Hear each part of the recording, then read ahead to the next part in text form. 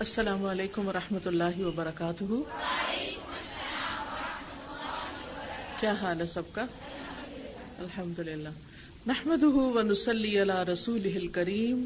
اما بعد فاعوذ باللہ من الشیطان الرجیم. بسم اللہ الرحمن الرحیم.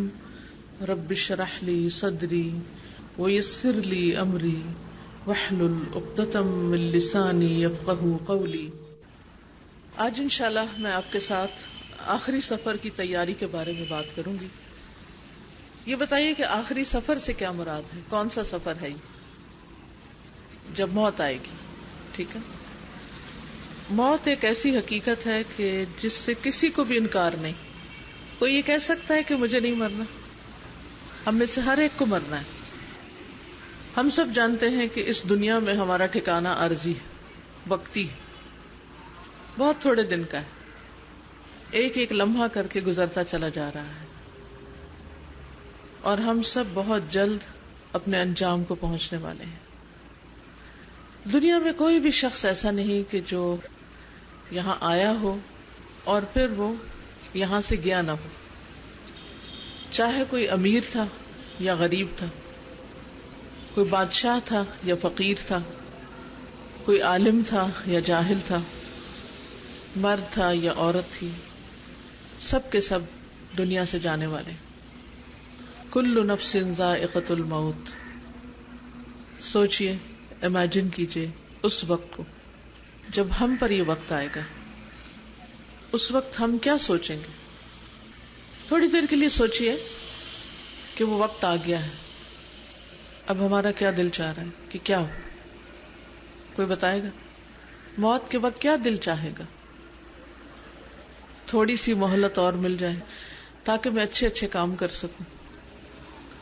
آج وہ مہلت ملی ہوئی ہے نا، آج اس وقت ہے نا، آج ہم کچھ کر سکتے ہیں اپنے لیے بھی، دوسروں کے لیے بھی، اور خاص کر اپنی آخرت کے لیے. لیکن کل ہم جس وقت یہ وقت آ جائے گا کچھ بھی نہ کر سکیں گے، کچھ بھی نہیں. اگر ہم اپنی زندگی کے ہر لمحے کو اور خاص طور پر فرصت کے اوقات کو یہ سوچ کر گزاریں کہ شاید یہ ہمارے آخری لمحات ہوں، تو ہم اس وقت کو ضائع نہ کریں. اگر اور کچھ کرنے کو نہیں تو زیادہ سے زیادہ کیا کریں؟ کیا کریں اس وقت؟ استغفار کریں، اللہ کا ذکر کریں، تسبیح کریں، قرآن پڑھیں، فارغ بیٹھ کے وقت نہ گزاریں. پھر اسی طرح اور کیا دل چاہے گا جب موت آئے گی؟ آپ کا کیا دل چاہتا ہے کہ میرا آخری وقت کیسا ہو؟ چلیے بتائیے، کیا دل چاہتا ہے؟ ہر ایک کی ایک تمنا ہوتی ہے نا، ایک آرزو ہوتی ہے، ایک سوچ ہوتی ہے، اور پھر اس کے مطابق انسان دعائیں بھی کرتا ہے کہ یا اللہ میرا آخری وقت ایسا ہو. وہ کہتی ہے میرا دل چاہتا ہے میں حرم میں ہوں، باوضو ہوں، سجدے کی حالت میں ہوں، اور وہاں میری موت آئے. اور کسی کا کیا دل چاہتا ہے؟ یہ دعا کرتی ہیں کہ ان کو پاکیزگی کی حالت میں موت آئے. ٹھیک ہے. اور ان کا دل چاہتا ہے کہ ان کی جب موت آئے تو اس وقت فرشتے آ کر ان کو کہیں یا ایتھا النفس المطمئنہ ارجعی الی ربک راضیۃ مرضیہ فادخلی فی عبادی وادخلی جنتی. اور ان کا دل چاہتا ہے کہ موت کے بعد ان کو مسنون طریقے سے کفن اور دفن اور جنازہ اور یہ سب کچھ سنت کے مطابق ہو. ان کا دل چاہتا ہے کہ شہادت کی موت ہو. ان کا دل چاہتا ہے نیک عمل کرتے ہوئے موت آئے، اللہ راضی ہو، کلمہ شہادت نصیب ہو. بس یہ کہ آسانی کے ساتھ روح نکل جائے، تکلیف نہ ہو، اور باقی کچھ نہیں سوچتے. ہم میں سے ہر ایک کو سوچنا چاہیے، ہر ایک کو سوچنا چاہیے، اور سوچنے کے بعد پھر اس طرح کی موت کے لیے دعائیں بھی کرنی چاہیے. یعنی جو ہم تمنا کرتے ہیں، خواہش کرتے ہیں، کوشش کرتے ہیں، پھر اس کے لیے دعا بھی کریں. ایک تو یہ ہے کہ پھر اس طرح کے کام بھی کریں، اچھے اچھے کام بھی کریں کیونکہ ہمیں نہیں پتا کہ کون سا کام کرتے ہوئے کس وقت موت آ جائے گی. آپ میں سے کوئی بتائے گا کہ کسی کے بارے میں آپ نے سنا ہو کہ بالکل صحت مند تھا، ایسے ہی بیٹھا ہوا تھا، یا کوئی باتیں کرتے کرتے یا سوتے ہوئے یا ایسے ہی فوت ہو گیا؟ ہاں آپ بتائیے. میں نے دیکھا تھا کہ ابھی بقرعید میں کہ ایک آدمی اچھے خاصے تھے، بالکل صحیح تندرست، گائے باندھ رہے تھے، گائے کے پیروں میں رسی باندھ رہے تھے، اور رسی باندھتے باندھتے ہی وہیں پہ گر گئے، مطلب ہارٹ اٹیک ہوا. سب لوگ اتنے شاکڈ رہ گئے کہ ابھی تو بالکل صحیح صحت مند تھے، تندرست تھے، اور باتیں کرتے ہوئے رسی باندھے تھے گائے کے پیروں میں، اور وہ وہیں گر گئے، وہیں ان کی ڈیتھ ہو گئی. اور کوئی؟ ایک آنٹی تھی میری، ان سے ملاقات جمعے میں ہوئی تھی مسجد میں، بالکل صحیح تھی وہ. تو پھر اس کی رات کو ہی جیسے اگلے دن پھر مسجد میں اعلان ہوا کہ ان کا انتقال ہو گیا. بالکل صحیح، میں نے ان کو دیکھا تھا، مطلب کوئی ان کو تکلیف نہیں تھی. ایسا ان کا انتقال ہوا کہ وہ رات میں سو رہی تھی، ان کے گھر میں جیسے بچے بہت شور کر رہے تھے رات کے ٹائم، تو انہوں نے بہت زور سے بولا ہوگا کہ شور نہیں کرو، جیسے سو رہے تھے، ان کی نیند ڈسٹرب ہو رہی تھی، تو انہیں زور سے بولا ہوگا، تو ان کی مطلب آواز ہی حلق میں رہ گئی، پتہ نہیں خود بخود ہی ایسی کیا ہوا، اچانک موت آ گئی، اور پھر وہ اسی وقت انتقال کر گئے. اور کوئی؟ السلام علیکم. وعلیکم. میرے فادر کے فرینڈ تھے، ابو یہ لوگ سب ایک دوست کے گھر پہ گئے تھے اپنے کھانا کھانے کے لیے. تو وہاں پہ جو ان کے دوست تھے وہ بیٹھے ہوئے ایک دم کھانا کھاتے کھاتے انہوں نے نوالا منہ میں رکھا، اور ایک دم رکھتے ان کو بے ہوش ہے، اور بے ہوش ہوتے ہی ان کا انتقال ہو گیا. میں نے کہ نوالا اندر بھی نہیں گیا ان کے. السلام علیکم. میری نانی وضو بنا رہی تھی، تو وضو بناتے ہوئے جیسے پاؤں دھونے لگی آخر میں، تو وہیں پہ ہی وہ گر گئی، اسی وقت ان کا انتقال ہو گیا. بالکل ٹھیک تھی، بالکل صحیح اٹھ کے گئی تھی وضو بناتے ہوئے، آخر میں جیسے پاؤں دھونے کا وقت آیا تو وہیں پہ وہ گر گئی اور وہیں پہ انتقال ہو گیا. کچھ رشتے دار تھے ابو کے جیسے ماموں تھے، تو انہوں نے مطلب اثر کا وضو بنایا اور جائے نماز پہ کھڑے ہوئے، تو ان کو مطلب ایسا پین ہوا کہ مطلب نماز انہوں نے ابھی نہیں پڑھی، وضو کی حالت میں ہی کھڑے تھے جائے نماز پہ. تو جیسے ان کو چکر وغیرہ جو کچھ بھی ہوا، تو مطلب پیچھے چارپائی پہ جیسے بیٹھے تو ادھر ہی مطلب ان کا انتقال ہو گیا. بیٹے وغیرہ بیٹیاں بھی جب پاس آئیں تو. اور کوئی؟ یہ بات سنی ہے کہ ہم اسی حالت میں اٹھائے جائیں گے جس میں کہ ہم اپنے آپ کو پسند کرتے ہیں. جیسے کہ ایک فٹ بالر کی ڈیتھ ہوئی تھی اور ایک کرکٹر کی ڈیتھ ہوئی تھی، تو وہ لوگ اس چیز کو پسند کرتے تھے، تو اسی حالت میں ان کی ڈیتھ ہوئی. تو پھر ہمیں اپنے زندگی کا زیادہ سے زیادہ وقت جو ہے وہ استغفار اور قرآن شریف میں گزارنا چاہیے، تاکہ یہ کہ ہماری حالت اسی ہر حالت میں وقت انسان قرآن مجید تو نہیں پڑھ سکتا. اچھی بات ہے جتنا پڑھ سکے اتنا پڑھے، لیکن پریکٹیکلی اتنا پاسبل نہیں ہوتا. لیکن اس بات کا خیال ضرور رکھے انسان کے اچھے کام کرتا رہے، اچھی باتیں کرے، دل کی حالت اچھی ہو، خیر ہو، لوگوں کے لیے گمان اچھا ہو. یعنی کہ کوئی بھی کام کرے اس میں احسان کا درجہ ہو، بہترین طریقہ ہو. ایک ہفتے پہلے ہی صاحب تھے، وہ اپنے بیٹے سے ملنے گئے ان کی دکان پہ. وہ بیٹے نے اسٹول پیش کیا کہ یہاں بیٹھے، وہ بیٹھے ہیں اور وہ کہہ رہے کہ ان کو کیا ہو گیا، اور وہ بیٹھے اور وہ بیٹھتے چلے گئے. مطلب وہ ایکسپیکٹ کر رہے تھے کہ اس اسٹول پہ صحیح سے بیٹھ جائیں گے، اور ان کا انتقال ہو گیا. میرے ہسبینڈ کے فرینڈ ہیں، ابھی پچھلے ہفتے کی بات ہے. تو وہ اتنے حیران ہوئے کہ انہیں سمجھ نہیں آئی کہ ڈاکٹر کو بلانا، کسی کو بلانا، مہلت نہیں ملی. ان سارے واقعات سے ہمیں ایک بات سمجھ میں آتی کہ موت جوتی کے تسمے سے بھی زیادہ قریب ہے. یہ واقعہ اگر کسی کے ساتھ ہوا ہے تو ہمارے ساتھ بھی ہو سکتا ہے. ہمیں نہیں پتا کون سا دن اور کون سا وقت ہمارا آخری وقت ہو. اس لیے ہر روز موت کے بارے میں سوچنا چاہیے، ہر روز موت کی تیاری کرنی چاہیے. اس کا ایک فائدہ تو یہ ہے کہ جو کام تیاری سے انسان کرتا ہے وہ بہتر ہوتا ہے بنسبت اس کے جو کام بغیر تیاری کے کرتا ہے انسان. دوسری بات یہ ہے کہ انسان کی جب موت اچھی ہوگی تو اس کا آخری سفر جو شروع ہوگا موت کے بعد کا وہ بھی انشاءاللہ اچھا ہوگا. تیسرا یہ کہ وہ دوسروں کے لیے ایک اچھی مثال بنے گا. یعنی جب ہم اچھے حال میں دنیا سے انشاءاللہ جائیں تو ہمارے پیچھے بات بھی اچھی ہوگی، وہ ہمارے حق میں ایک اچھی گواہی بنے گی. پھر اسی طرح یہ ایک اور بڑا ہی اہم سبق ہے، وہ یہ ہے کہ ہم سب کو اس بات کا بھی پتا ہونا چاہیے کہ اگر ہمارے سامنے کسی کی اس طرح ڈیتھ ہو رہی ہے تو ہم کریں کیا، ہمیں کیا کرنا ہے. ایک تو یہ کہ اپنے بارے میں انسان فکر کرے، اور ایک اپنے آس پاس والوں کے بارے میں فکر کرے کہ اگر ہماری موجودگی میں ہمارے سامنے ہمارے گھر میں ہمارے جاننے والوں میں اگر کسی کے اوپر ایسا وقت اچانک ہی آ گیا ہے تو اس وقت ہمیں کیا کرنا چاہیے؟ یہ بات ہم میں سے ہر عاقل بالغ کو معلوم ہونی چاہیے. اس وقت کیا کریں؟ تو یہ چھوٹا سا کتابچہ ہے آخری سفر کی تیاری. یہ ہمیں بہترین رہنمائی دیتا ہے قرآن و سنت کی روشنی میں کہ ہمیں اس وقت میں کیا کیا کام کرنے چاہیے. جیسے کسی نے ابھی کہا نا کہ میرا دل چاہتا ہے کہ میرے آخری وقت کے ہر عمل جو ہے وہ مسنون ہو. تو وہ کیسے ہو سکتا ہے؟ وہ علم کے ساتھ ہی ہو سکتا ہے نا. تو ہمیں اس کے لیے اپنے آپ کو پریپیئر کرنا چاہیے. اور پھر یہ کتاب گھر میں موجود بھی ہو، کیونکہ بعض اوقات ساری باتیں زبانی یاد نہیں رہتی، بھول جاتی. اور خصوصاً جب کوئی مر رہا ہو ہمارے سامنے تو اس وقت دل کی کیفیت کیا ہوتی، دل کا حال کیا ہوتا ہے؟ انسان کے اوپر گھبراہٹ طاری ہو جاتی، خوف طاری ہو جاتا ہے. اور اگر کوئی عزیز پیارا محبوب انسان ہو تو غم طاری ہو جاتا ہے. بعض اوقات ہمارے جذبات کنٹرول میں نہیں رہتے.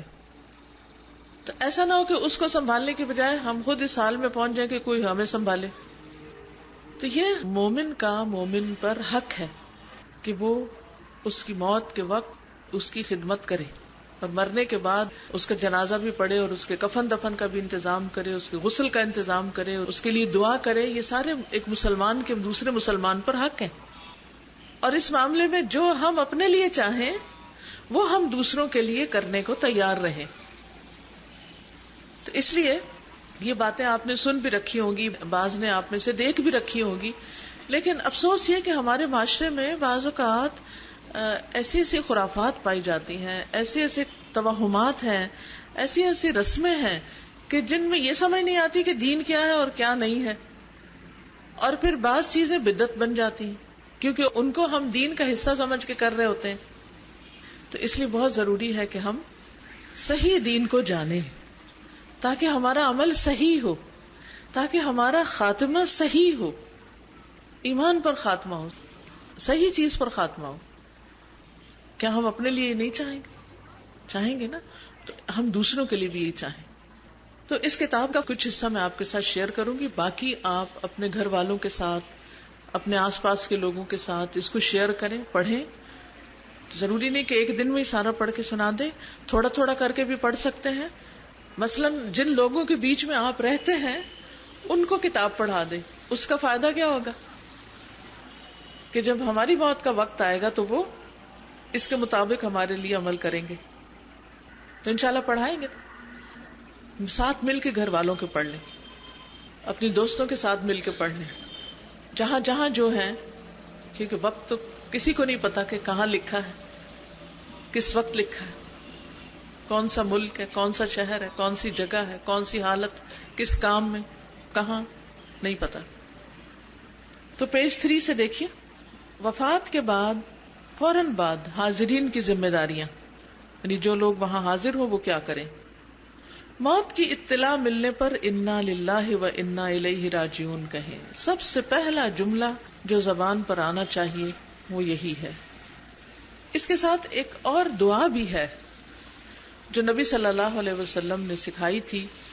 اللہم اجرنی فی مصیبتی واخلف لی خیرا منہا. اللہ میری اس مصیبت میں مجھے اجر عطا کر اور مجھے اس کا بہتر نعم البدل عطا کر. کیونکہ انسان کمزور ہے نا، انسان کو انسانوں کی ضرورت ہوتی. انسان اللہ کا محتاج بھی ہے اور انسان کسی حد تک بندوں کا محتاج بھی ہے. اور خاص طور پر مرنے کے وقت تو سراسر محتاج ہی محتاج ہے.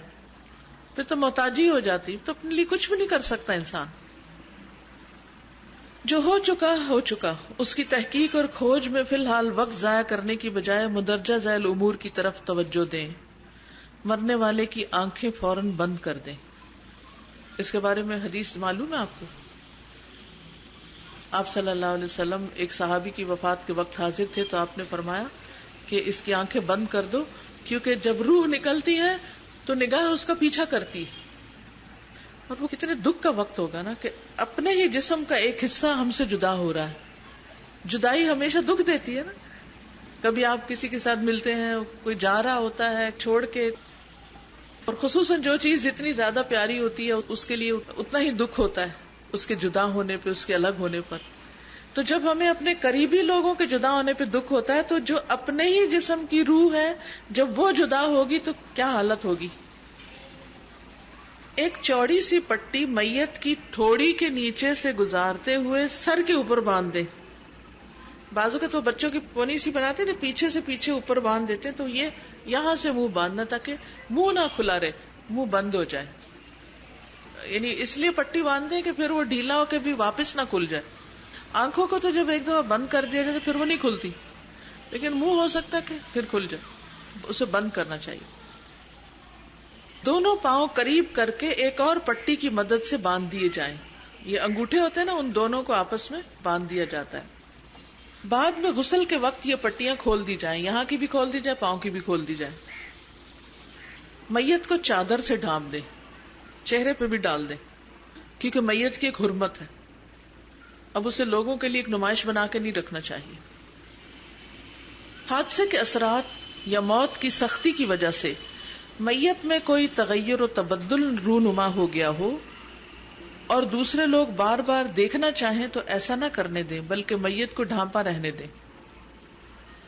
یعنی بعض بیماریاں ایسی ہوتی ہیں کہ ان کے بعد رنگ کالا ہو جاتا ہے. اب لوگ کہتے ہیں بعض اوقات لوگ بدگمانی کر لیں تو پتہ نہیں کتنی خراب روح تھی, اس کا منہ کالا ہو گیا ہے. ضروری نہیں کہ کوئی انسان بدعمل ہو تو تبھی منہ کالا ہو. بعض بیماریاں ایسی ہوتی ہیں کہ جن میں انسان کے چہرے کا رنگ بدل جاتا ہے. قریبی پڑوسیوں کو فوراً اطلاع دیں. ممکن ہے وہ تجہیز و تکفین کے معاملے میں آپ کے اور میت کے قریبی رشتہ داروں کو اطلاع کرنے میں آپ کی مدد کر سکیں, کیونکہ اس وقت انسان گھبرایا ہوا ہوتا ہے نا, اسے ہیلپ چاہیے ہوتی. تو جو قریب ترین لوگ ان کو بتا دیں تاکہ وہ آ جائیں اور آ کے آپ کے ساتھ اب کفن دفن کا انتظام شروع کریں. جتنی استطاعت اور ہمت ہو اتنی نفل نماز کم از کم 2 رکعت پڑھ کر اللہ کے حضور نہایت عاجزی سے اپنے لیے مدد مانگے اور اس غیر متوقع صدمے کو برداشت کرنے کے لیے دعا کی جائے کہ اللہ تعالیٰ آپ کو صبر و ہمت عطا کرے. اس وقت کی کوئی مخصوص نماز نہیں ہے ویسے, لیکن یہ نماز کس لیے؟ وَاسْتَعِینُوا بِالصَّبْرِ وَالصَّلَاةِ, صبر اور نماز سے مدد لو, یعنی دکھ اور غم دور کرنے کے لیے انسان اللہ کے حضور حاضر ہو جائے. میت کے چھوڑے ہوئے مال میں سے کفن دفن کے اخراجات پورے کر لیں. اس کے بعد میت کے ذمہ کوئی قرض, ادھار یا کسی قسم کے واجبات ہوں جن کا آپ کو علم ہو تو ان کی ادائیگی اس کے بقایا مال میں سے کر دیں. یعنی قرضہ پہلے اتارنا چاہیے, پھر وصیت پوری کرنی چاہیے, پھر اسی طرح کسی کا لین دین ہو تو وہ سب حساب بے باک کر کے پھر آخر میں جب میت کو دفن کر دیں تو پھر ورثہ تقسیم کریں گے. بالفرض میت نے اتنا مال نہیں چھوڑا کہ یہ تمام اخراجات پورے ہو سکیں تو رشتہ دار اور دوسرے مسلمان اس کی طرف سے یہ ادائیگی کر دیں, کیونکہ قرض کا گناہ جو ہے وہ شہید سے بھی معاف نہیں ہوتا. اگر کسی کا قرضہ لیا ہوا ہے تو اس کو واپس کرنا ضروری ہوتا ہے, ورنہ انسان کا حساب سخت ہے. انسان کو اپنے اعمال میں سے قیامت کے دن دینا ہوگا, وہ مال لوٹانا ہوگا. کسی کی چھوٹی سی چیز بھی لے تو اس بات کی فکر کریں کہ بس جتنا جلدی ہو واپس کروں. کسی کے مال پہ ناجائز قبضہ کرنا بہت غلط ہے. بعض لوگ قرضہ لے لیتے ہیں پھر اس کے بعد وہ اس سے اپنے کام چلاتے رہتے ہیں اور اس بات کی فکر نہیں کرتے کہ جس سے لیا ہوا وہ واپس کیا جائے, حتیٰ کسی حال میں موت بھی آ جاتی. تو مرنے کے بعد انسان کا پھر آگے حساب کتاب ہونے والا ہے, تو اس سے پہلے اس کی ادائیگی کر دی جائے. میت نے اگر وصیت لکھ رکھی تھی تو جلد از جلد پڑھ لی جائے. آپ کے پاس وصیت کا وہ کاغذ ہے جو الہدا نے چھاپا ہے؟ اگر نہیں ہے تو آپ وہ لے لیجئے. اس میں ضروری باتیں لکھی ہوئی ہیں جو ہر بندہ چاہتا ہے کہ اپنے پیچھے وصیت چھوڑ کے جائے, اور کچھ پرسنل چیزیں آپ اپنے ہاتھ سے بھی لکھ سکتے ہیں. ہو سکتا ہے کوئی بر وقت کرنے والا کام ایسا ہو جو اس کی خواہش کے مطابق ہو جائے. مثلاً اسے بچوں میں سے کسی خاص بچے سے غسل کرانے کی تمنا ہو, یا نماز جنازہ کی امامت کے لیے اس نے دیندار بھائی یا دوست سے درخواست کی ہو, یا اس نے خاندان والوں کو اس موقع پر غیر شرعی رسموں سے منع کیا ہو, وغیرہ وغیرہ. وصیت میں اگر کسی ایسی خواہش کا اظہار کیا گیا ہے جو شریعت سے ٹکراتی ہے تو اس پر عمل نہیں کیا جائے گا. یعنی میت نے کوئی ایسی وصیت کر دی ہے جو دین کے حکم کے خلاف ہے تو پھر کیا, پھر وصیت پر عمل نہیں ہوگا. یہ بات سمجھ آ گئی نا؟ کیونکہ اللہ سبحانہ و تعالیٰ کی نافرمانی نہیں کرنی چاہیے کسی کی فرما برداری کرتے ہوئے. یہ زندہ کے معاملے میں بھی ہے اور مردہ کے معاملے میں بھی. عزیزوں کے بروقت پہنچ جانے پر دفنانے کی جگہ اور نماز جنازہ کا وقت باہم مشورے سے طے کر لیں، لیکن دور دراز کے رشتہ داروں کے انتظار میں تاخیر کرنے یا سرد خانے میں ڈلوانے کی بجائے جلد دفنانے کے انتظام کریں. کوشش کی جائے کہ جس علاقے میں میت کی وفات ہوئی ہے وہیں اسے دفن کر دیا جائے. آج کل بہت سے لوگوں کے رشتہ دار بچے، کوئی امریکہ رہتا ہے، کوئی آسٹریلیا رہتا ہے، کوئی کہیں رہتا ہے، کوئی کہیں رہتا ہے، پھر ان کو فلائٹیں نہیں ملتی، سیٹیں نہیں ملتی، پھر وہ پہنچتے نہیں، پھر وہ ریکویسٹ کرتے ہیں کہ ہمارے آنے سے پہلے دفنائے نہیں، ہم نے چہرہ دیکھنا ہے. اور پھر لوگ کیا کرتے ہیں، اس کو کولڈ سٹوریج میں لے جا کے رکھ دیتے ہیں، ہاسپٹل میں ایسی جگہوں پر لے جا کے ڈال دیتے ہیں، اور بعض اوقات 2 دن تک میت ادھر سرد خانے میں پڑی رہتی. اپنے بارے میں بتائیے، آپ میں سے کون یہ پسند کرے گا کہ اپنا منہ دکھانے کے لیے آپ کسی فریزر میں ڈال دیے جائیں؟ کسی کا دل چاہے گا؟ تو یہ کتنی عجیب بات ہے، کتنی تکلیف دہ بات ہے کہ کسی اور کی باڈی کو مرنے کے بعد کسی سرد خانے میں ڈالا جائے، اور کس طرح اس کو تکلیف دی جائے. وہ اٹھاتے ہیں، اسٹریچر پہ ڈال، اس پہ ڈال، پھر وہ اس کے اندر ڈال، پھر اس کا دروازہ بند کر. وہ اتنی تنگ سی جگہ ہوتی ہے. کبھی آپ ہاسپٹل میں دیکھیں یا ایسی جگہوں کو دیکھیں تو اتنی سخت گھبراہٹ ہوتی ہے دیکھ کے، یا اللہ اس سے بچانا. تو آپ اپنی وصیت میں بھی لکھ سکتے ہیں کہ مرنے کے بعد مجھے جلد از جلد دفنایا جائے، ایسی کسی جگہ نہ ڈالا جائے. خواہ مخواہ کی ایک اپنے لیے بھی اذیت، جو قریب کے لوگ ہیں ان کے لیے بھی اذیت، اور صرف دور سے آنے والا بیٹا ہے یا بھائی ہے یا کون ہے، اس نے آ کے 1 منٹ میں شکل دیکھنی اور پھر دفنا دینا. یہ کوئی انصاف کی بات ہے؟ وہ 1 منٹ دیکھنے سے کیا مل جائے گا یہ بتائیے، کیا ملے گا؟ بس ایک دل کی تسلی ہے. اپنے دل کی تسلی کے لیے دوسرے کو تکلیف میں ڈال دے انسان. اور ویسے بھی مرنے کے بعد جو میت نیک ہوتی ہے وہ پکارتی ہے کہ مجھے جلد میرے انجام تک پہنچاؤ. یعنی میت نیک ہو تو تب بھی، اور بری ہو تو تب بھی اسے اپنے کندھوں سے اتارنا چاہیے. اسے گھر میں رکھنے کی کیا ضرورت ہے؟ دونوں حالتوں میں، کوئی اچھا ہے یا برا ہے، بس سپرد کرو اس کو، اپنے مقام تک پہنچاؤ. پھر اسی طرح بعض اوقات انسان ایک جگہ مرتا ہے اور پھر کیا ہوتا ہے، اس کو دوسری جگہ لے جایا جاتا ہے. اور جب دوسری جگہ لے جایا جاتا ہے تو پتہ ہے میت کو کیا کرتے ہیں؟ کسی کو معلوم ہے دوسری جگہ لے جانے کے لیے میت کے ساتھ کیا سلوک ہوتا ہے؟ انٹرنل آرگنز جو ہوتے ہیں وہ سارے نکال دیے جاتے ہیں تاکہ ڈیڈ باڈی خراب نہ ہو. جی، اگر ہوائی جہاز سے آ رہی ہے تو صرف ڈھانچہ رہ جاتا ہے. صرف ڈھانچہ رہ جاتا ہے، اندر کے دل، گردے اور یہ جو سٹمک وغیرہ وہ سب نکال دیا جاتا ہے. اب کتنی زیادتی کی بات ہے کہ آدھا وہ اس کا حصہ کہیں دفن ہو، اور پتہ نہیں کچھ علاقوں میں دفن بھی کرتے ہیں یا ایسے بن میں پھینک دیتے ہیں، خدا جانے کیا کرتے ہیں. اور پھر وہ کس حال میں کدھر جاتا ہے، اور باقی ڈھانچہ رہ جاتا ہے. اور پھر اس پر بھی کئی قسم کی دوائیاں لگاتے ہیں اگر دور کا سفر ہو. یہ بھی سنا ہے استاذہ کہ جو اتنی زیادہ باڈی کی بے حرمتی ہوتی ہے خواتین کی کہ ان کو ادر کنٹریز میں الٹا لٹکا دیا جاتا ہے اور فل نیکڈ ان کو کیا جاتا ہے، اور یہ آرگنز جو نکالتے ہیں یہ تمام نامحرم ہوتے ہیں ظاہر ہے. اور اس حالت میں ایک عورت اتنی پردے دار اپنی زندگی میں ہے اور اس کے بعد اس کو اس حالت میں اتنی بے حرمتی اس کی لاش کی جاتی ہے. آپ میں سے کوئی اپنے لیے پسند کرے گا؟ کوئی نہیں. ہم پسند کرتے ہیں نا اپنے لیے کہ ہمارے ساتھ ایسا ہو. تو اس لیے کیا وصیت کرنی چاہیے کہ ہم جہاں فوت ہوں ہمیں ادھر ہی دفن کر دیں. دیکھیے اس بات کی آس نہ رکھیں کہ اچھا ہم اپنے شہر میں دفن ہوں گے، اپنے گاؤں میں دفن ہوں گے، اپنے ملک میں دفن ہوں گے تو ہمارے رشتہ دار قریب ہوں گے، وہ دعائیں کرنے کے لیے آئیں گے وغیرہ وغیرہ. اس طرح کی باتیں سوچ کے ایسا کیا جاتا ہے نا. تو آپ دیکھیے کہ جب آپ زمین کے اندر چلے گئے تو اس سے کوئی فرق پڑتا ہے کہ کوئی آپ کے 1 میل دور رہتا ہے یا 2 میل دور رہتا ہے؟ کوئی اندر تو نہیں اترے گا ساتھ.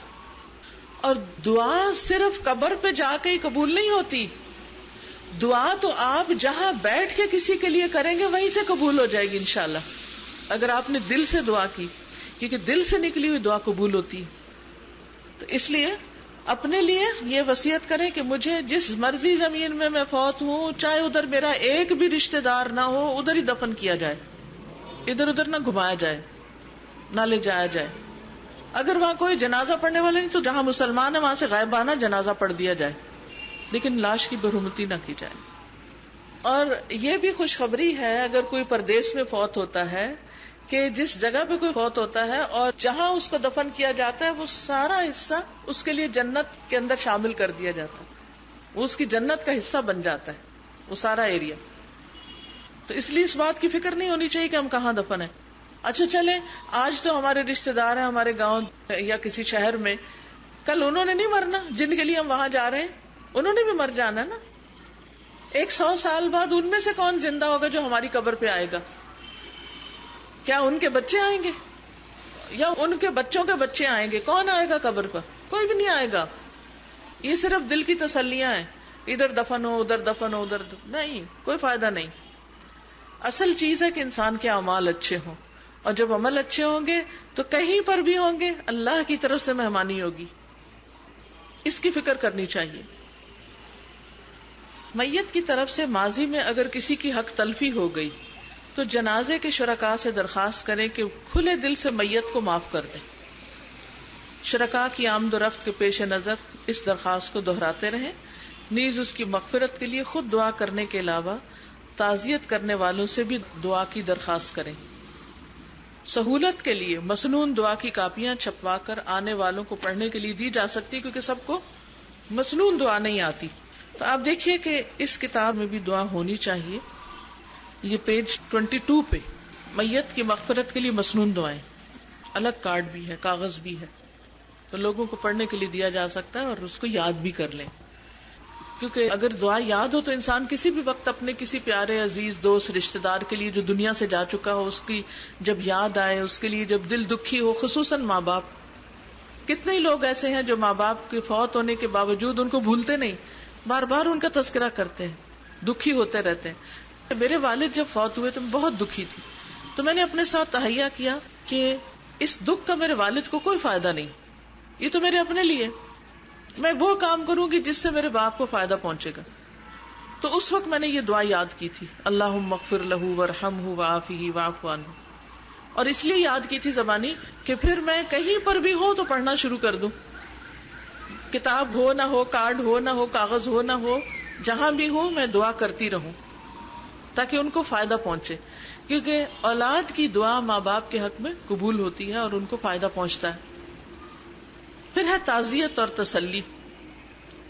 فوت ہونے والے کے قریبی رشتے دار ایک دوسرے کو سنبھالتے ہوئے تسلی دیں کہ اللہ تعالی کی طرف سے اسی میں خیر تھی، اللہ نے فوت ہونے والے کو دنیا کے فتنوں سے بچا لیا. دعا کریں کہ اللہ تعالیٰ اس کی نیکیوں کو قبول کرے اور اس کے گناہوں سے درگزر فرمائے. اسی کو تعزیت کہتے ہیں. تعزیت کرنا مسنون اور باعث اجر و ثواب ہے. نبی صلی اللہ علیہ وسلم نے فرمایا، جو شخص کسی مومن بھائی کی مصیبت پر اس کی تعزیت کرتا ہے تو اللہ تعالیٰ اس کے بدلے میں اسے قیامت کے دن عزت اور کرامت کا لباس پہنائیں گے. یہ قیامت کے دن ہوگا. تو جب پتہ چلے کہ کسی کے یہاں کوئی فوتگی ہو گئی ہے تو اگر وہ ہمیں کوئی بہت زیادہ نہ بھی جانتے ہوں، کوئی نیبر میں ہو، کوئی جان پہچان کے لوگوں میں ہو، یا کوئی دور دراز کبھی کسی کے بارے میں پتہ چلے اور آپ وہاں پہنچ سکتے ہو، یا آپ فون کر سکتے ہو، یا آپ میسج کر سکتے ہو، یا آپ آڈیو میسج بھیج سکتے ہو، تو کسی کی بھی دل جوئی کے لیے آپ میسج بھیج دیجئے. چلے جائیے اور جا کر وہاں گھر نہ بنائیے، تھوڑی دیر میں واپس آ جائیے. کیونکہ اصل مقصد تسلی دینا ہوتا ہے، نہ کہ دوسرے کے سر پہ بیٹھ رہنا. ایسے موقع پر میت کی بیماری یا اس کی موت کے جو بھی اسباب ہوئے انہیں بار بار دہرانا نہیں چاہیے. کیونکہ ہر کوئی آنے والا کیا پوچھتا، اچھا کیا ہوا تھا. وہ بےچارا پوری کہانی سنا کے بیٹھتا ہے، اتنے میں 2 لوگ اور آ جاتے ہیں. وہ آ کے کیا کہتے ہیں، اچھا کیا ہوا تھا.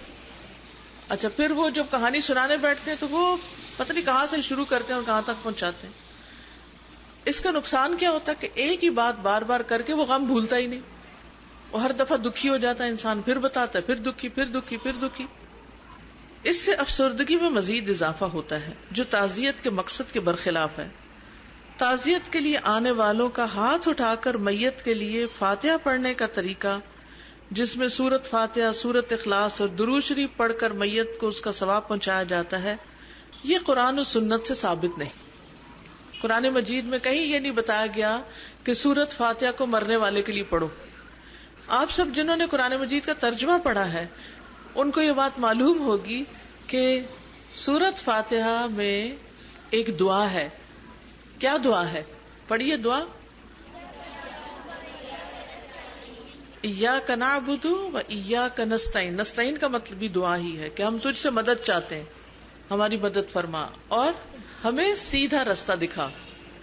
تو اب یہ جو سیدھا رستہ دکھانا ہے, کیا میت کو اب سیدھے رستے کی ضرورت ہے؟ سیدھے رستے کی ضرورت کس کو ہے؟ مرنے والے کو یا زندہ کو؟ اس کو یا آپ کو؟ وہ میت فوت ہوئی ہوئی ہے, آپ کہتے ہیں یا اللہ تو ہمیں سیدھا رستہ دکھا. Does it make sense? اس وقت یہ دعا کرنی چاہیے کہ اللہ اس پر رحم فرما, اس کی بخشش فرما, جو میت کی مسنون دعا میں ہے. اسی طرح قل ہو اللہ میں کیا ہے؟ اللہ کی وحدانیت کی بات ہے. قل اعوذ برب الفلق میں کیا کہتے ہیں ہم؟ کہہ دیجئے میں پناہ مانگتی ہوں صبح کے رب. اس وقت آپ کس کے لیے دعا کر رہے ہیں؟ اپنے لیے یا اس کے لیے؟ قل اعوذ برب الفلق میں کس کے لیے دعا ہو رہی ہے؟ اپنے لیے. میت کو کیا ملے گا اس میں سے؟ کچھ بھی نہیں. یہ ایک رواج بن گیا ہے اور شاید کوئی ضعیف روایت ہے جس کے اوپر بیس کر کے یہ کیا جاتا ہے. تو اس سے پرہیز کرنا چاہیے, اس کے بجائے میت کی بخشش کی دعا کرنی چاہیے. پھر تعزیت کے لیے بیٹھے رہنا. قریبی عزیز کی موت پر غمزدہ ہونا یقیناً فطری سا رد عمل ہے, البتہ اسلام غم یا سوگ منانے کے حق میں نہیں. وفات پانے والے کے قریبی رشتہ داروں کو غم کی شدت سے نکلنے کے لیے 3 دن کافی سمجھے گئے.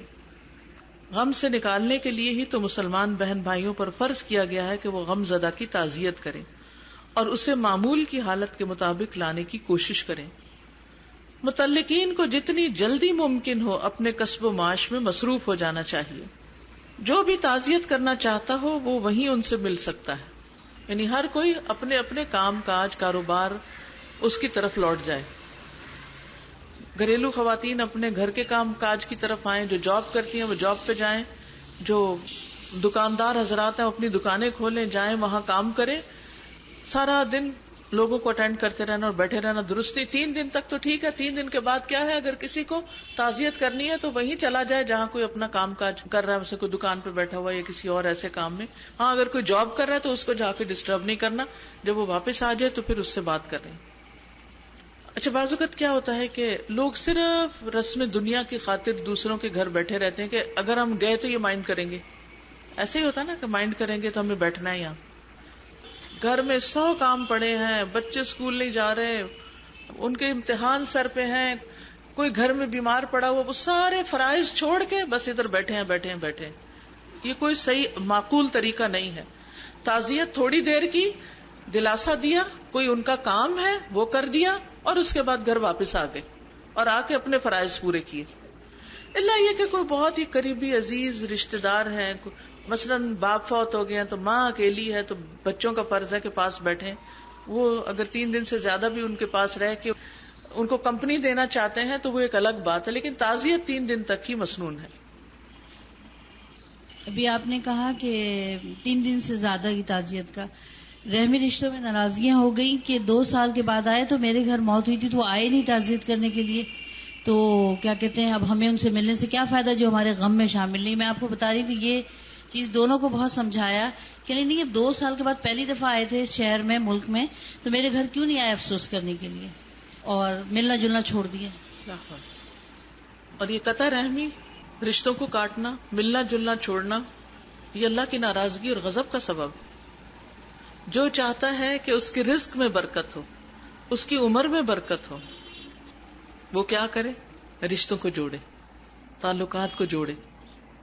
تو صرف اس بات پر کہ اگر کوئی 2 سال بعد بھی آیا ہے اور پھر وہ آپ کے گھر تعزیت کرنے نہیں آیا تو اس پر آپ ناراض ہو رہے ہیں, تو یہ ناراضگی کی کوئی معقول وجہ نہیں. تعزیت کا وقت ختم ہو چکا ہے, اس نے کوئی فون کیا ہوگا یا کوئی میسج بھیجا ہوگا یا اپنا فرض پورا کر دیا ہوگا. اور ایک دفعہ فرض پورا کرنے کے بعد ضروری نہیں کہ آپ اگر فون پہ کر چکے ہیں تو پھر ضرور جائیں بھی, اگر جانے کا موقع نہیں تو کوئی بات نہیں. بعض اوقات ایسے حالات ہوتے ہیں کہ انسان واقعی نہیں نکل سکتا. غم میں مبتلا ہونے اور سوگ کی کیفیت طاری کرنے میں بہت فرق ہے.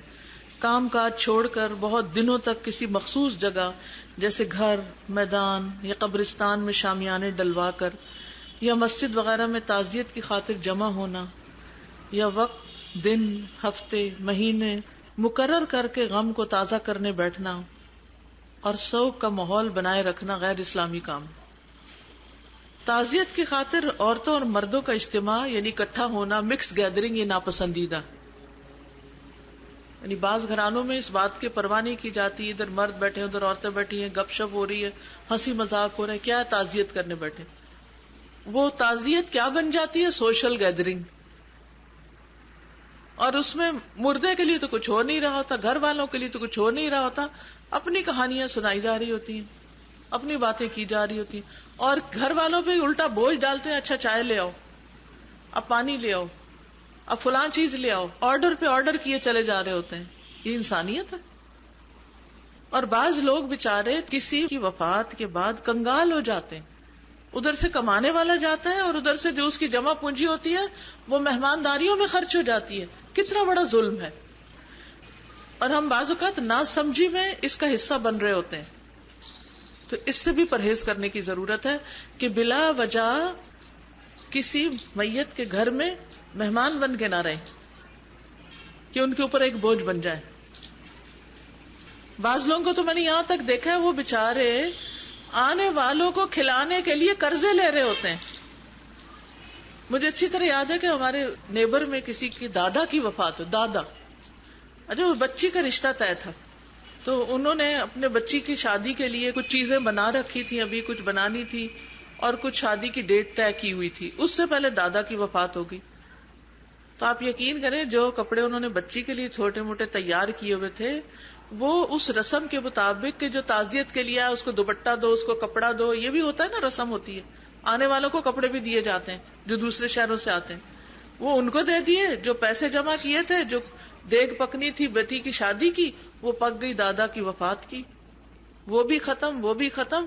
جوان بچی گھر میں بیٹھی ہے، دادا کیا فوت ہوئے، سب کچھ ساتھ ہی چلا گیا. کیا یہ انسانیت ہے؟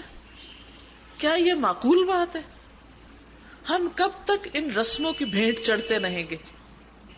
کب تک ہم اپنے اوپر اور دوسروں پر ظلم کرتے رہیں گے؟ کیا اس میں سے کوئی چیز قرآن و سنت سے ثابت؟ کیا ایسا کرنے سے ہمیں کوئی اجر و ثواب ملے گا؟ اس طرح کی چیزوں سے دوسروں کو بھی منع کرنا چاہیے، روکنا چاہیے. اور پھر اس بہانے سے وہ دادی کو میٹھے چاول پسند تھے تو میٹھے چاول پکنے چاہیے، ان کو فلاں فروٹ پسند تھا تو وہ خرید کے لاؤ، اس کو فلاں چیز پسند تھی تو وہ پیش کرو. اور پھر جو سلسلہ شروع ہوتا ہے ہر جمعرات کا اور پھر 40ویں کا اور پھر برسی کا اور پھر پتہ نہیں کس کس چیز کا، جو ایک ختم ہونے کا نام ہی نہیں لیتے. بھائی مرنے والا مر کے ختم ہو چکا، آپ اس قصے کو ختم ہی نہیں کر رہے. کہیں تو اینڈ ہونا چاہیے نا. ان چیزوں میں ہمارا مال بھی جاتا ہے، وقت بھی جاتا ہے، دین بھی جاتا ہے. تو اس لیے اس تعلیم کو عام کرنا، ان کتابوں کو گھروں تک پہنچانا، لوگوں تک پہنچانا، اپنی حد تک ان کو سمجھانا، یہ نہایت ضروری ہے تاکہ ہم اپنی شادیوں اور اپنی وفات میں سادگی اختیار کریں، کیونکہ سادگی ایمان کا حصہ ہے. بعض اوقات ہم کہتے ہیں اچھا کیا ہے، خوشی کا موقع ہے تو یہ پہن لیا تو کیا ہوا، یہ کر لیا تو کیا ہوا. اور کبھی کہتے ہیں یہ غم کا موقع ہے، اس موقع پر تو ایسا کرنا جائز ہے. کیا سنت سے بھی ایسی کوئی چیز ثابت ہے؟ اس پہ بھی ہمیں غور کرنا چاہیے. سیدنا جریر بن عبداللہ بجلی فرماتے ہیں کہ ہم لوگ میت کے گھر والوں کے پاس اکٹھا ہونا اور اس کے دفن ہونے کے بعد کھانا تیار کرنا نوحہ کا حصہ سمجھتے تھے، یعنی ناپسندیدہ چیز تھی. خوبیوں کا تذکرہ. ہر انسان میں کوئی نہ کوئی خیر و بھلائی ضرور ہوتی. مرنے والے کے عزیز و اقارب اور پڑوسیوں کو اس کی خوبیوں اور نیکیوں کا تذکرہ کرنا چاہیے. میت کی برائیوں کو یاد کرنا یا عیب چینی کرنا منع ہے. بہتر ہے کہ اسے معاف کر دیں کیونکہ اس کا معاملہ اب آگے پہنچ گیا. نبی صلی اللہ علیہ وسلم کے پاس سے ایک جنازہ گزرا تو آپ نے فرمایا وجبت. لوگوں نے پوچھا یا رسول اللہ صلی اللہ علیہ وسلم کیا چیز واجب ہو گئی؟ آپ نے فرمایا جنت واجب ہو گئی. پوچھا گیا وہ کیسے؟ بتایا تمہاری اس کے حق میں اچھی گواہی کی وجہ سے، کیونکہ اس کے بارے میں تعریف کی گئی تھی. اسی طرح ایک اور جنازہ گزرا، آپ نے فرمایا وجبت. پوچھا گیا کیا واجب ہوگی؟ فرمایا جہنم واجب ہوگی. پوچھا گیا کیوں؟ بتایا گیا کہ پیچھے والوں کی نکتہ چینی اور عیب چینی کی وجہ سے، ان کے بری گواہی کی وجہ سے. ہم سب کو پوری کوشش کے ساتھ لوگوں کے ساتھ اپنا معاملہ صحیح رکھنا چاہیے. اپنی زبان سے ایسی باتیں نہ نکالے جو دوسروں کو تکلیف دیں. اپنے رویوں سے ایسے کام خاندانوں میں نہ کریں کہ جس سے جدائیاں ہوں. آپ سب اپنے بارے میں غور کریں کہ آپ اپنے خاندان میں، اپنے گھر والوں میں، اپنے بچوں میں، اپنے بہن بھائیوں میں، اپنے ایکسٹینڈڈ فیملی میں، اپنے سسرال میں کس چیز سے مشہور ہیں. وہ کیا بات کرتے ہیں آپ کے بارے میں، آپ کے پیچھے کہ آپ کون ہیں، کیسے ہیں، وہ آپ کو کیا سمجھتے ہیں. کیا آپ فسادی ہیں؟ کیا آپ لڑاکو ہیں، جھگڑالو ہیں؟ کیا آپ پراؤڈ ہیں؟ آپ کون ہیں؟ آپ کی پہچان کیا ہے؟ کیونکہ جو تبصرے اور کمنٹس لوگ آپ کی زندگی میں آپ کے بارے میں دے رہے ہوتے ہیں نا پیچھے سے، وہ مرنے کے بعد بھی بعض اوقات دے رہے ہوتے ہیں. جب ذکر آتا ہے نا مردوں کا، تو جو ان کا ڈومیننٹ پرسنالٹی کا حصہ ہوتا ہے نا، لوگ اس کے بارے میں بات کرتے ہیں. اور یہ جو باتیں ہیں، یہ گواہیاں اعمال نامے کا حصہ بنتی چلی جاتی ہیں، اور ان پر بھی سزا جزا ہے. تو اس کو معمولی نہیں سمجھنا چاہیے. اگر رشتہ داروں سے کاٹی ہوئی آپ نے تو ان سے جوڑیں. کسی کو ستایا ہوا تو اس سے معافی مانگ لیں، سوری کر لیں، کسی کو فون کر لیں، دنیا میں ہی حساب صاف کر لیں تاکہ مرنے کے بعد یہ چیزیں نہ ہوں. السلام علیکم. کبھی ایسا بھی ہوتا ہے کہ جس کی ڈیتھ ہو جاتی ہے اس کے بعد اس کے گھر والے یاد کر کے، ان کی وہ بری عادت ہوتی ہے لیکن وہ یاد کر کے بتا رہے ہوتے ہیں کہ ان کی عادت ایسی تھی. یا اگر دادا کی عادت کسی پوتے میں آتی ہے تو کہتے ہیں کہ یہ اس کی عادت تھی، بہت غصے والے تھے اور کھانا پھینک دیتے تھے اور یہ ساری چیزیں. تو مطلب یہ بھی ایک طرح کی برائی ہے. یہی تو گواہی ہے، یہی تو گواہی ہے. ہمیں اپنی ایسی ساری عادتوں کو دنیا میں ٹھیک کرنا ہے کہ مرنے کے بعد کوئی یہ نہ کہے کہ اس کی دادی نانی ایسی تھی، یا ماں ایسی تھی، یا بہن ایسی تھی، یا فلانا یہ تو اس پہ گیا. وہ بھی لکھا جاتا ہے، ما یلفظ من قول الا لدیہ رقیب عتید. ہر بندے کے پاس لکھنے والا موجود ہے اور وہ لکھ رہا ہے. یہ جو آپ نے فرمایا کہ سوگ جو ہے اس کی ایک مدت ہے، اس حوالے سے میں کسی کے بارے میں شیئر کرنا چاہوں گی. کسی کو میں جانتی ہوں، تو وہ انگلینڈ میں تھے جب ان کے والد کی وفات ہوئی، تو پڑھنے گئے ہوئے تھے وہاں پر. تو ان کے گھر والوں نے ان کو نہیں بتایا کیونکہ وہ امتحان ہونے والا تھا، اور ان کی والدہ نے کہا کہ بتایا تو یہ صحیح طور پہ منتشر ہو جائیں گے. اس کو نہیں بتایا. جب امتحان ہو گیا، سب ہو گیا، واپس آنے کا وقت تھا، اس سے پہلے بتا دیا کہ دعاؤں میں رکھیں شامل. خیر کسی طرح انہوں نے بیئر کر لیا. اب میں ان کو ابھی بھی دیکھتی ہوں سازا، وہ اپنے والدین کے لیے اتنی دعا کرتے ہیں، اتنا صدقہ کرتے ہیں، نیک اولاد ہے. تو ہمارا جو خیال ہوتا ہے نا کہ شاید اس وقت سوگ ظاہر کرنا یا اس وقت رسومات کرنے سے زیادہ کوئی ثواب ملے گا میت کو. اگر ہم صحیح نہج پہ تربیت کریں اور ایک سوچ دے دیں تو وہ زندگی بھر صدقہ جاریہ اولاد بنتی ہے. اسی طرح ایک اور وقت کا واقعہ، یہ تو ہم نے خود دیکھا کہ جو آپ نے آنکھیں بند کرنے کی بات کی نا، کہ کسی کی فوتگی پہ ہم گئے، وہ بڑے پڑھے لکھے لوگ، سمجھدار لوگ، ان کی والدہ کی ڈیتھ ہوئی تو انہوں نے ان کی آنکھیں ہی بند نہیں کی. اللہ، وہ اتنا خوفناک منظر تھا کہ ایک مردہ جس کی آنکھیں کھلی ہوں، بے نور، اور وہ دیکھ رہا ہے، جو آئے وہ گھبرا کے پیچھے ہو. تو لوگ ڈر رہے تھے اس سے. تو یہ بھی ایک، اس لیے بھی ان چیزوں کو پھیلانا بہت ضروری ہے. عام لوگوں کو بعض اوقات پتہ نہیں ہوتا، جو سمجھدار پڑھے لکھے لوگ ہوتے ہیں. کیونکہ ہم ہر چیز کی تیاری کرتے ہیں. شادیوں کی تیاریاں مہینوں کرتے ہیں، مہینوں شادیوں کی تیاریاں ہوتی ہیں. کپڑے، زیور، پارٹی، ایونٹ، ہر چیز کے اوپر تیاری ہو رہی ہوتی ہے، لیکن اپنے مرنے کی تیاری نہیں کرتے، یا مرنے کے وقت کسی کے ساتھ کیا کرنا ہے اس کی کوئی تیاری نہیں ہوتی. السلام علیکم. استاذہ ایک سوال پوچھ سکتی ہوں کہ کیا مرنے والے کہ اگر بیٹے یا اولاد باہر ہے اور وہ اپنے ماں باپ کو نہیں دیکھ سکتا تو انٹرنیٹ کے ذریعے اس کو آئی پیڈ سے اس کی شکل دکھائی جا سکتی؟ دکھا دیں.